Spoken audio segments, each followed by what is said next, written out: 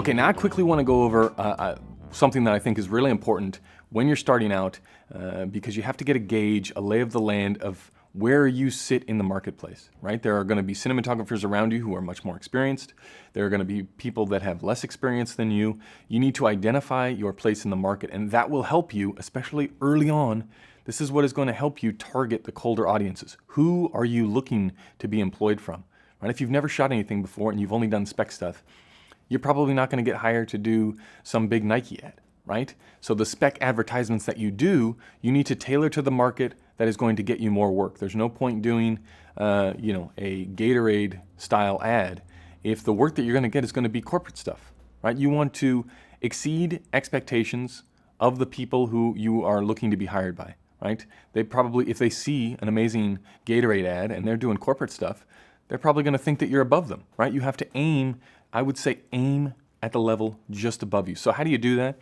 How do you identify your position in the market? Besides the fact that you should be researching this stuff nonstop when you're just starting out, you need to identify everyone around you, because people in your area, not only can they help you, but they'll also, they can share rates with you, they can share production schedules. So how far out do cinematographers know that they are going to be booked on jobs? If you reach out to people, they are very friendly. Again, if you solve problems. If you reach out to people and say, hi, my name is so-and-so, what are your rates? Because I want to be a DP too. Well, that's probably not going to work, right? You can't be a dipshit about it. You have to go in with a little bit of tact and smoothly and offer help. Say that you can help out on a project, or that you really liked this project that they shot and you want to help out on the next thing, or you just want to buy them coffee and offer something in return, right? Because once you go to coffee, or once you offer to buy someone coffee just for a chat, you're soaking up somebody's time. And if you don't offer something in return, not money or anything like that, of just help, just try to build up relationships inside of the cinematography community, because oftentimes cinematographers will recommend other cinematographers. I've gotten lots of jobs from people who usually work with a director. They've got a very close relationship, and that director calls them for a job and they say, I can't do it. I'm already busy. I've moved up a level and now I'm busy with these other directors. And rather than just shun those people, in order to maintain a good, warm relationship with that director or that production company, the cinematographer will say, well, let me know if you need recommendations, because I know 3 or 4 people in that area who are really going to do it for you. And again, that idea of recommending to your own directors, other people, it just takes things off of their plate, right? They're going to find somebody else anyway, so you might as well make it easy for them. So the quicker you can integrate into that cinematography community, you'll be able to get a lot of questions answered, and also be able to place yourself. Like, what are the jobs that are going around, especially if you are new and you're moving markets and you want to find out who are the production companies in town, who are the producers, who are the movers and the shakers that can help me along this journey to find work as a cinematographer. And more often than not, people are very open and happy to share with you.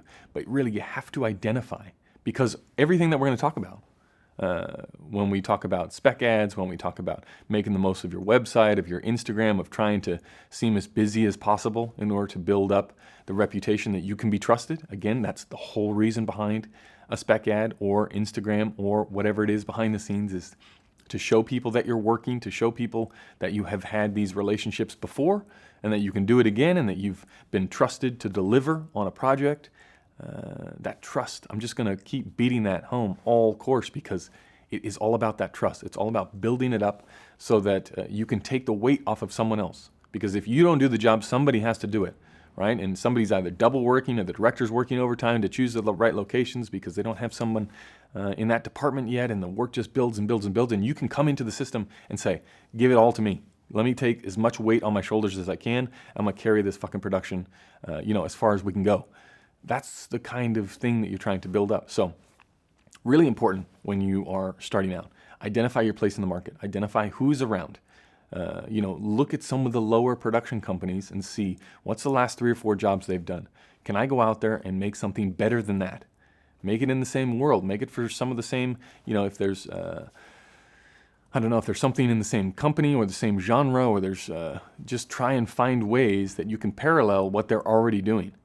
Right? Because you want to be able to go in there when you have your conversations with these people, when you go and introduce yourself to production companies, or you go to the networking events, you want to say, hey, I did something similar to this. If you check this out, have it ready to go. Make it easy for them, right? Don't have a 15-minute long cinematography reel of all your short films. Have something snappy that's a minute, a minute and a half with all of your good shots front loaded. Put everything at the front. The best shots that you have, put them in the front.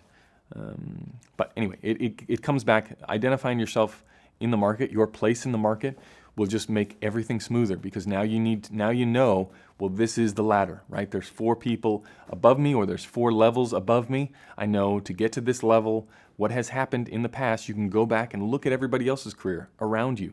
Look at their past work. Go, okay, I see they did this, and then they did this job. I'm gonna do this, and then this job, and this will help me and springboard me. It's repeatable results. And oftentimes when you reach out to other cinematographers, they'll know the lay of the land, and they'll know who might be willing to take on earlier people, or people that are not quite as experienced as others. Because it takes 2 or 3 months in a market to know who the key players are and what the budgets are from those people and what to expect. And just looking at the past work can go a real long way. So first things first, when you move into a new spot, or you're just starting out and you're talking about trying to get work, you must identify your position in the market, and then all of the decisions that help escalate the trajectory of your career, help really take things off, will all be based on just the next step, right? We're never looking 4 or 5 steps ahead. We just give us that one step, right? What do I got to do to get up 1 level? Right? I know I want to get 10 levels up. That's the long-term goal. But right now, what do I have to do to get in with that production company, or get in with that director, or make myself available for these projects? And you're going to find pretty soon you look back and you've climbed 10 or 12 steps, and you're getting closer and closer to that long-term goal.